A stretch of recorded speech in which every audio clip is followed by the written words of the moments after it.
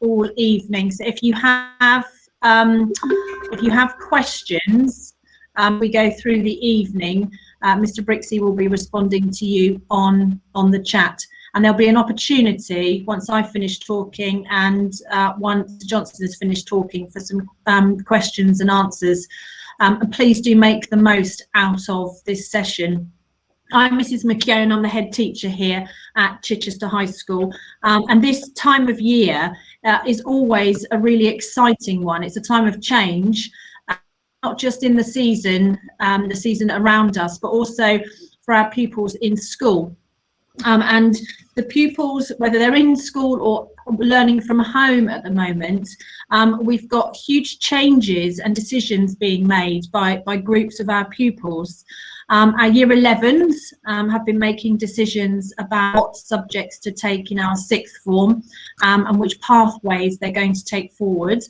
Our year 13 students have been making the decision as to whether or not to apply to university to carry on their educational career or go into the world of work or find an apprenticeship that suits their skills and will develop them in the way that is best for them. So this time of year is always a time of transition, and I think it's a really exciting time of year, particularly for year 9, because, and I hope there's lots of pupils listening, it's a time for you, pupils in year 9, to make some decisions about your educational career. The last time you made a decision, you might have had some discussions about what school you were going to. And now it's your opportunity with your parents and carers to talk about which subjects are going to allow you as many options as possible as you go forward. And something you'll hear from me a lot over the next couple of years when I talk to you later in year 9, when I talk to you in year 10, 11 and sixth form, is about making informed choices. And that's what this is all about and what this week is all about. We want to give you as much information as possible about the subjects that we offer, about what those subjects mean in the classroom, about where those subjects can support you and take you, the skills that you're going to learn in those subjects. And to support you with that this week, there's also lots of information being presented to you around careers and pathways to different career opportunities. So there's lots of reading to be done, there's lots of questions to ask, and we want you to ask questions so that when you make your decisions, you've made some really informed choices. And throughout this evening, we're going to hear from Mr. Johnson and Mrs. Silcock, who are going to talk you through the transition process to help you make those informed choices. And Mr. Brixey are here to answer some questions when we come to the end of the presentation. But throughout this process, we are all available along with head of year and tutors to answer any questions that you have, because we want you to make decisions that allow you to really enjoy your learning, because the more you enjoy your learning, you know, the better progress you will make. So we're going to hear about a range of lessons, that subjects that are offered for the academic year, and talk through some of the frequently asked questions as well. And I know lots of you have read the survey and you're concerned about what our COVID catch-up, our COVID recovery will be around how people are going to be supported moving into year 10. And we're going to come back and talk about that question once we've heard the Key Stage 3, the Key Stage 4 transition. So I'm going to hand over now to Mr. Johnson. Mr. Johnson. Okay, evening everybody, and welcome to the start of the transition from Key Stage 3 to Key Stage 4. As Miss McKeown has said, it's a very exciting time of the year. It's a time of optimism and time of looking forward. It's a time to think about not just this 2 years, but to think about what your sons and daughters want to be doing in 5 years' time, 10 years' time. And I think we all could do with a bit of optimism at the moment I know it looks like we might be getting back to some sense of normality, but I think this is, it's a really exciting week that they have going forward. Now, we are always trying to make sure that our curriculum is fit for purpose. The last time we had any sort of measure of that in 2019, as you can see on the screen, Ofsted had some very good things to say about it, and we continually adapt it. And you will hear tonight about some of the things that we're doing to adapt in light of COVID and just the changing nature of the year groups that come through. So this evening, the aims of the evening are to help you understand the subject choices that are on offer, to help you understand the process, and to give you an opportunity to ask any questions to aid and clarify your understanding of that process. Okay, so with regards to key information, just in case you don't know, all GCSEs are now graded from a 1 to a 9. Okay, I'll reference them to the old grades in a moment. Vocational grades are graded on a pass, merit and distinction. All of our qualifications are level 2 qualifications. All of our linear exams are completed in the summer of year 11. All vocational subjects have to have an exam content of 25%. And in case you aren't aware, post-16 colleges are all looking for grade 5s as a pass minimum to study most of their subjects. And English and maths is required at a grade 4 for everybody. And if you don't get a grade 4, you do have to continue studying it post 16. So that's kind of the key information. Okay, so moving on, our curriculum then looks like this. There is obviously a core element to it, English, maths and science. Fairly obvious, I think, why we study those, but there's also some core PE to ensure that our students know how to be physically fit and are helped to be physically fit. There's also some citizenship.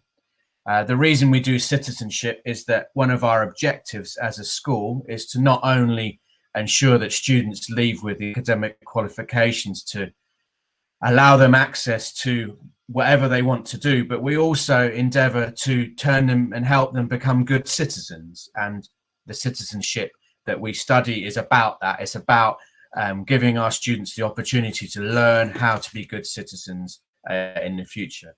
All students will study history or geography. And then there are 3 choices after that. There are 3 open choices, which, is a lot compared to some other schools. Actually, my daughters only have 2 choices, bizarrely. But at Chichester High School, we believe that it's good for the students to have as many choices as possible. So they have 3 open choices and then history or geography. So that's the curriculum. Now, with reference to grading, in old money, a grade C is equal to a grade 4, okay? And a grade A is equal to a grade 7. Those are the reference benchmark points that were used. And you can see how the new number grades are placed in between those points. And that's how that's got to. So if you are unfamiliar with the new number gradings, that information there will help you to see that, to reference it to the old grading system. So looking at vocational grades, all vocational grades are awarded with a distinction, merit or a pass, and the equivalence is shown on the screen. Okay, so we have GCSE grade 9 and 8 sort of distinction, 8 and 7 distinction star, sorry, 8 and 7 to distinction, and then merit and pass below that. So that is lots of information about the curriculum and the choices, okay, the grades, and also some information about why we're doing that. So now on to the kind of the important bit, which is the subjects that are on offer, and they are all listed on the screen at the moment. Okay, so everyone has to do geography or history. I have already had some questions about whether they have to do that, and the answer is yes, they have to do history or geography. We've got art, photography, drama. There's a sports academy. There's a couple of qualifications in there which the PE teachers help help you choose dance, our religion, philosophy and ethics, hospitality and catering, textiles, product design, Spanish, French. I think one of the questions was, do you have to study a language? No, you don't have to study a language, but we do encourage it, particularly if you want to keep all your options open going forward. Business, travel and tourism, music, and then triple science. So I think you'd agree that's a good, open, free choice, a good range of subjects there. There's something there for everybody. And that has proved to be the case year on year, that there is always something there for everybody to study. Okay. Now, all this, obviously, normally you would come into school and you'd walk around the hall talking to subject leaders, finding out more about these subjects, particularly the ones you may not have seen before. Business, for example, they don't study it at Key Stage 3, but information about all these subjects is on our school website. There are videos and there is some text information as well. So those are the subjects. Now, making informed choices, as Miss McKeown said at the beginning, this is what this is all about. It's about making informed choices, and there are clearly some good reasons behind the choices that your sons and daughters might want to make. So a good reason might be, I know I can do it and get a good exam result. I think you'd agree that is a good reason. I want it to balance my other subjects and keep my career options open. Again, good reason. I'm interested in the subject. Good reason. Help my understanding of another subject. These are all a good starter for a job. Broaden my view of the world. I want to ensure my route to university is possible. So these are all good subjects. Okay, all good reasons, I should say, when you're making those informed choices. Okay, so some reasons that aren't so good. All right, I cannot think of anything else. I don't believe that to be a good reason. There may be some students that disagree with me, but I don't believe that to be a good reason. I like the subject teacher. There are no guarantees that the subject teacher that you have at the moment is going to carry on into year 10. So that is not a good reason. I could not make up my mind, so I shut my eyes and I used a pin. Not sure that classifies as a good reason, but you can try it if you want. And all my friends are choosing it. Again, there are multiple classes of some of these subjects. There are no guarantees that you're going to be in the same class as your friends. And to be perfectly honest, being with your friends is not always conducive to working hard, is it? I think we would agree.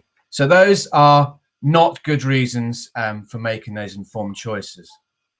So going forward, we do want to help your sons and daughters with this. So there will be supportive conversations. There can be conversations with tutors, obviously conversations with your parents, and if required, and this question was asked when we were requesting and reserving a space, if required, we can have an interview arranged to take place with your son and daughter, or with you and your son or daughter. Okay, and this can happen at any moment.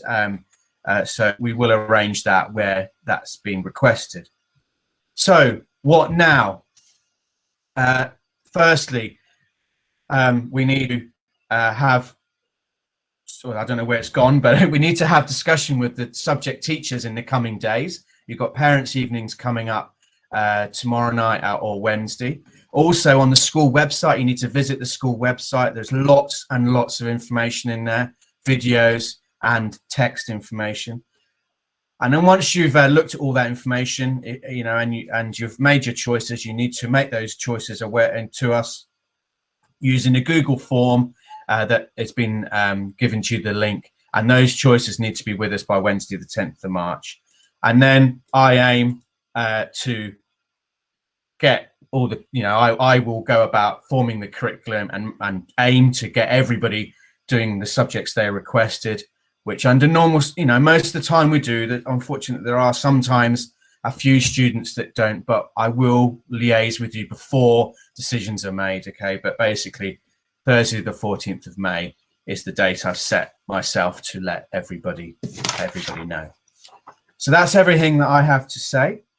Okay, and I think now is just an opportunity to ask questions Okay, thank you for listening. So, Ms McKeown. Thank you, Mr. Johnson. One of the questions that a number of you have been asking in the form that you returned back to us, thank you for taking the time to do that, was that Year 9, as with all children, have missed some time, substantial time out of school. How are we as a school going to support, particularly Year 9, going into their GCE? One of the ways in which we're going about doing this practically is by promoting our curriculum, promoting our year groups in the summer term. So Year 9 will actually begin their GCSEs this side of the summer holiday. I can't give you a date at the moment because lots of that was hanging on what came out for Year 11 and 13 grading last week. And now we have that detail, we can put a framework on how we're going to support Year 9 transitioning into their GCSE year.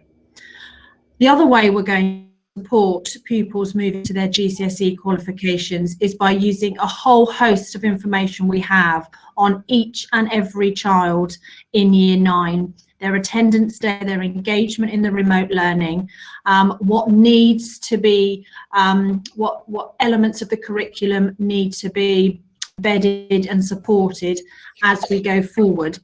And we have a hugely talented staff who are already and have been making plans along with us, the senior team, for some time about how we will ensure that pupils feel really confident in the knowledge that they do have in their subject areas and how to use it, particularly as they go into their GCSE year and need to complete assessments that show they are making progress. So those plans are underway, and I hope that hearing that there'll be some opportunity to start that GCSE this side of the summer holiday goes some way to assuring you as parents and carers and hopefully the children that are with you at the moment that they're to be given that additional time to really engage with the subjects that they choose. So this time now is for you to ask us any questions, and if you do have your children with you and they have got questions and they feel they would like to ask some questions, please do ask. If people can use the hands up facility, or I can see that lots of questions are already being answered in the chat. Mr. Brixey, did you want to pick up on any of those? Yeah, I wondered, actually, there's a lot of questions in the chat about science, Mr. Johnson. I wonder whether you could just go through exactly what the triple science, the implications are if students select that, and also just what that means and the difference to the double science. Okay, so all students have to study what we call trilogy science, which gains you 2 GCSEs in science, and that covers all science. It covers biology, chemistry and physics, and by doing trilogy science you have access to everything at university, everything everywhere. There are, however, students who are especially interested in science and want to study more science, and it is students like that would probably choose triple science, because triple science is 3 GCSEs. There is a GCSE for each subject: physics, chemistry and biology. So there is more science involved. Okay, you study more science, and it's for people that want to do more science. As for the implications, you can do A levels from normal science, you can do A levels from triple science. It doesn't stop you doing anything, and doing triple science doesn't necessarily gain you anything. You perhaps do studies, things that you might normally study at A level, but there's no gain or loss whichever route you take. Okay. And if I can just in there as well, all the pathways that pupils in Year 9 will opt on to can lead them to university if that's the pathway for them. And by taking trilogy science, and this is where the terminology is confusing, trilogy is double science. Even though it's called trilogy science, double science, but they still study biology, physics and chemistry. Essentially triple science, they're getting an additional module of each. If you have people sat next to you who are keen to be doctors, go into veterinary science, both trilogy and triple science, allow them access to those university courses. So if your children are making decisions and they simply don't have room for triple science, for example, they can still access A-level courses in biology, chemistry and physics, and they can still access university courses for medicine and veterinary science. Mr. Brixey, did you want to pick up on any more from the chat? Yeah, so there's a question about the Sports Academy, which I think I can pick up. So the Sports Academy essentially has two parts to it. If you're interested in taking sports forward, either as PE GCSE or our other PE qualification, you opt for the Sports Academy. And what the PE department will then do is offer some advice and support around which qualification is going to lead to the best outcomes and best support for you. And that will either be a PE GCSE or to be part of a more vocational PE qualification, either of which, as Mrs McKeown just said, can feed forward to university, but the PE department will make those decisions. And some of that will also maybe linked to specific sports. So if we have enough interest in an area, in a specific sport, and Mr Boniface will look to run some of those qualifications with a particular sport or area of PE that suits the needs and interests of those children. And there were a couple of questions about, sorry, Mrs McKeown, a couple of questions about citizenship too, I just saw coming in. That is compulsory, and that is a really good opportunity for students to get a broader understanding of the world. So there is a exam qualification there, but that course is also a bit more about broader values, life skills, and knowledge, I guess, that allows our students to go into the world as good citizens, I guess. And the relationships education sits within citizenship as well. Throughout year 10 and 11, all students will have the normal Chichester High School pastoral programme to sit alongside their citizenship as well. And what you can expect at Key Stage 4 is lots more leadership opportunities as well, through council and through applications to student prefects. So when we're talking about stepping up to year 10, the transition to year 10, what you're also becoming, what our students also become, are the younger pupils within the school.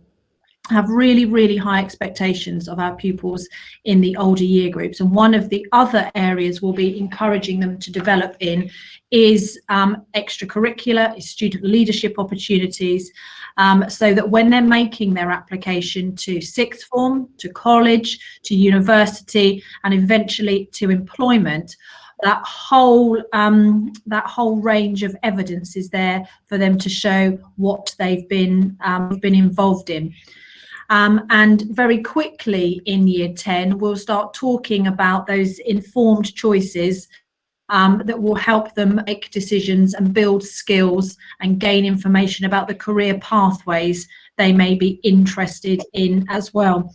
So you'll hear in lots of the videos on our website the sorts of careers that you might be able to go into when you're taking those particular subjects. And if one of the pieces of advice that I always give, particularly for those people that are thinking, I'm really not sure what I'd like to go on to do sixth form or university, it doesn't matter. At this stage, it really doesn't matter. Some of you will know exactly what you want to go on and do, and that is brilliant.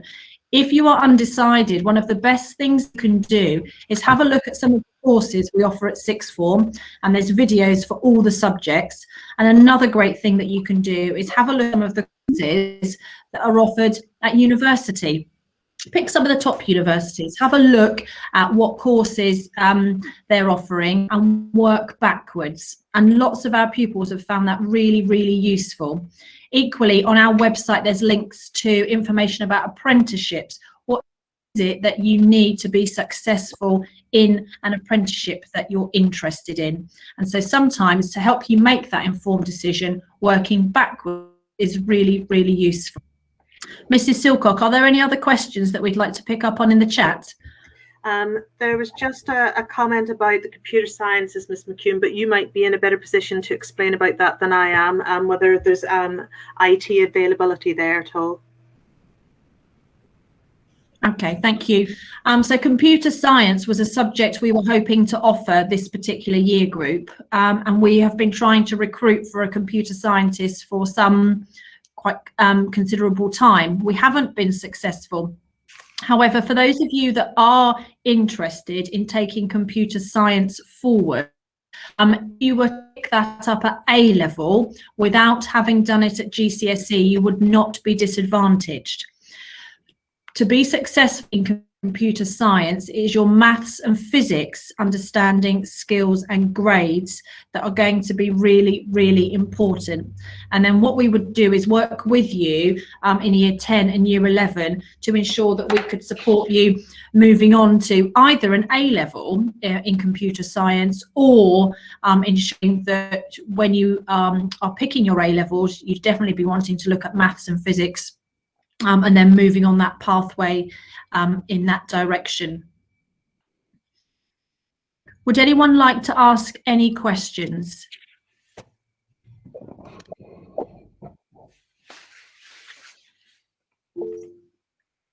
Mark, George Anderson has asked, will the Google form be on the website? Yeah, as somebody's kindly just pasted the link onto the chat there, actually. I think it is already there. Yeah. Wonderful. Thank you, Mr. Graham. Please do. Is there any pupils with anybody that would like to ask a question? Anyone brave enough? Mrs. Silcock, a question. I was just going to say, we had the assembly this morning with the year 9s, and then I was able to do some work with some of the year 9s key worker children who were in. With the Google form, there were a couple of people asking the same question, because on the Google form it shows geography and history on the first page, and you have to choose one of those. Now, some people want to do both history and geography, and on the second page, it's just got a bullet point that perhaps indicates that only geography is available there. That's not the case. What it's trying to do is simply direct you to sort of click on both bullet points, whether on the first or second page. So even if you end up clicking geography in the first one, click the geography again in the second, or make sure that you click the history on the first page when you're submitting that form. It's the one area that there was a little pocket of. And then the other question somebody has asked about is languages and about whether they're compulsory. They're not compulsory, but again, with the year 9 pupils this morning, I talked about the importance for those who want to go on to the Russell Group universities being able to compete with other youngsters from other schools. And that might be worth considering a language and having that in your back pocket to be able to sort of present when you fill in UCAS forms. But languages are not compulsory for any level 3 qualification, which is where your A levels, your BTECs and tend to sit when you want to sort of move on towards those. So it's just a couple of issues to sort of clarify a bit. Thank you, Mrs. Silcock. Thank you. Okay. Please do take the last few minutes to ask us any questions. Was that a question? Please do take this last few minutes to ask us any questions. All the contacts that you have been provided with already, Mr. Johnson, Mrs. Silcock, heads of subject, they are all contactable after this evening to ask questions about. I can see in the chat that lots of people are asking, or a couple of people are asking questions about the difference between this curriculum we're offering and maybe current year 11. And like Mr. Johnson said at the beginning of the presentation, we are in a constant process of reflecting on and renewing and ensuring that we have a curriculum that's going to give our young people the absolute best. And so some subjects like our IT media are not on offer, but there are some other subjects where there's some other options that are different from current 11. But every option that we have for you to choose from will give you a whole range of skills to take you on to the next stage. And Mr. Johnson, did you want to add anything before we finish? Well, there's a question there about whether they can change. We have a 2-week window when students can change their subjects. And hospitality and catering is the food technology option. Somebody's asking there. Okay. Yes, food technology is hospitality and catering. Religious studies is philosophy and ethics. So some of them have slightly different names to them. Lots of you, not many of you, will have experienced business studies. And Daisy, there's a whole range of PE qualifications, because there's a BTEC, a GCSE, and there's a VCERT as well. All of them can take you into a career in sport, what that career might be. Some of them are more practical than others. And that's what I mean by making informed decisions. I want you to really read, particularly about the type of assessment that play.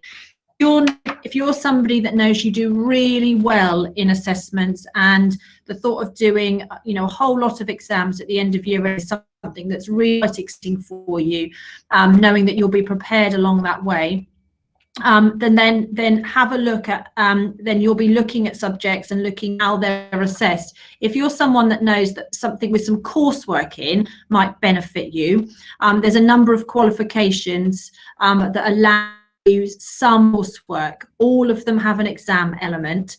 That's very different to a few years ago. So all of them have some exam element, but some of them have some work, like hospitality and catering, like health and fitness, like another one I can't think of at the moment. But if you have a read around the assessments, that's really important as you to find the best fit. Okay, I think we've answered. Sports Academy is the P. Yeah, got that. No, Daisy, we can't assess you on citizenship. This is that would be really an exam course. This is about preparing you for the wider world, to get you thinking critically, to get you thinking practically, around finances, about relationships, around activism, around politics. Lots and lots of information that are really useful going into the adult world. Okay. Yeah, the changing of subjects is ideally, it's not something we ideally want lots of people doing, because as you might imagine, when we set the time, we give the table to everybody, that fixes them in a particular place. And in some classes we will have, we won't be able to put any more people in those classes. So this period of making the informed choices is really important. If somebody really isn't enjoying themselves, they haven't found a right fit, it's something that is not going to allow them to be successful moving forward, then they will work with their head of year, Mr. Faulkner and Mr. Johnson, on how to find a solution there. That this time now is really, really important. Isaac, have you got a question?